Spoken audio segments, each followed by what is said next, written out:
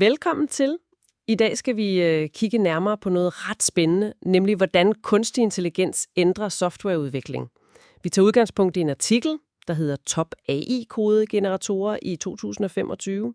Okay, så lad os pakke det her ud. Artiklen den siger jo, at det her er mere end bare hurtigere kodning. Det er en fundamental ændring, ikke, i hvem der kan kode, og hvor hurtigt. Helt bestemt. Ja. Altså, artiklen beskriver et ret markant skift. Det skyldes jo flere ting. Kæmpe efterspørgsel på software, mangel på udviklere globalt set. Ja, det hører man jo om. Præcis. Og så det her pres for at få tingene hurtigt ud. Og oven i det, så kommer de her citizen developers. Ja, hvad er det nu lige? Jamen, det er folk uden den der traditionelle, tunge kodningsbaggrund, som nu, takket være AI-drevne platform, faktisk kan bygge applikationer. Low-code, no-code. Okay, så det åbner døren for flere. Lige præcis. Det demokratiserer hele processen, kan man sige. Spændende. Men hvad er så de helt konkrete fordele ved at bruge de her AI-værktøjer? Altså, ifølge artiklen. Jamen, der er flere ret klare gevinster. Først og fremmest, produktiviteten stiger markant, fordi AI'en tager sig af mange af de der gentagne opgaver. Okay, det lyder jo logisk. Og det fører så til den anden fordel, kortere udviklingstid. Altså projekter, der før 2 måneder, kan nu måske klares på uger. Wow, uger? Ja, det er potentialet. Og så nævnes forbedret kodekvalitet. Okay, den er interessant. For man hører jo også bekymringer. Genererer AI nu bare mere kode, men ikke nødvendigvis bedre? Ja, det er en valid pointe, men artiklen argumenterer for, at AI'en faktisk kan hjælpe med kvaliteten. Den kan spotte fejl, sårbarheder, foreslå rettelser baseret på enorme mængder data og best practices. Måske mere konsistent end et menneske under tidspres. Okay, så som en slags avanceret assistent. Præcis. Ikke en erstatning for erfaring, men et stærkt supplement. Og så er der bedre samarbejde, nævnes der også. Realtidsfeedback og den slags. Okay, lad os så tale lidt om værktøjerne. GitHub Copilot, den er svær at komme udenom, vel? Ja, absolut. GitHub Copilot, som jo er lavet sammen med OpenAI, er nok den mest kendte lige nu.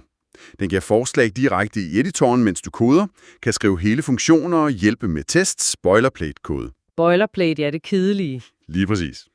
Og artiklen nævner faktisk et tal op til 55% hurtigere problemløsning. Det er alligevel en del. Ja. Og så fremhæver de, at data er sikret på Microsoft Azure. Godt at vide. Men Copilot er vel ikke den eneste? Nej, slet ikke. Markedet eksploderede, og det spændende er specialiseringen. Der er fx Westnol.dev, som fokuserer specifikt på hurtig udvikling af webinterfaces, især med React. Med skabeloner og det hele. Okay, så mere nichepræget. Lige præcis.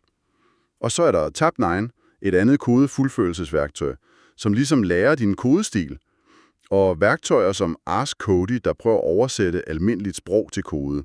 Fra dansk til Python, for eksempel. Ja, eller lignende. Potentialet er der. Så er der Deepcode AI, som er ren kodegennemgang, leder efter fejl og sikkerhedshuller, og visselig til AI-drevet wireframing, altså designfasen. Codium AI med fokus på testgenerering. Og selvfølgelig de store sprogmodeller som ChatGPT og Google Gemini bruges jo også. Hold op, det er jo en hel værktøjskasse af specialiserede AI-assistenter. Ja, det dækker nærmest hele udviklingscyklusen efterhånden. Så hvad betyder det her for, lad os sige, et almindeligt dansk IT-bureau? Skal de bare kaste sig ud i det? Artiklen er ret direkte. Den siger, at ignorere de her værktøjer er stor uvidenhed. Okay, så det er et wake-up call. Ja, det synes jeg godt, man kan sige.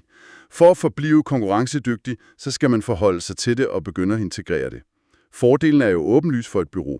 Mere effektivitet, hurtigere leverancer til kunderne, måske endda omkostningsbesparelser. Og bedre kvalitet, potentielt? Ja, og adgang til den her bredere talentmasse via low-code og citizen developers, hvis de arbejder med de platforme. Okay, så konklusionen er ret klar. AI-kodegeneratorer er ikke bare en døgnflue, det er en fundamental ændring. Helt enig. Det transformerer softwareudvikling, gør det hurtigere, mere tilgængeligt. Og potentielt bedre kvalitet? Ja, og det stopper jo ikke her. Artiklen spår, at de her værktøjer kun bliver mere sofistikerede. Bedre til at forstå komplekse krav fra naturligt sprog, dybere semantisk forståelse af koden. De bliver en integreret partner. Det er ret vildt at tænke på. Og det leder mig til et sidste spørgsmål. Måske mere til dig, der lytter med. Hvis AI bliver bedre og bedre til selve det at skrive koden, måske endda hele applikationer ud fra en simpel idé, hvad bliver så kernerollen for den menneskelige udvikler i fremtiden? Skifter fokus helt, bliver det mere arkitektur, design, kravspecificering, overvågning af AI'en, frem for at taste selve linjerne? Det er værd at tænke over.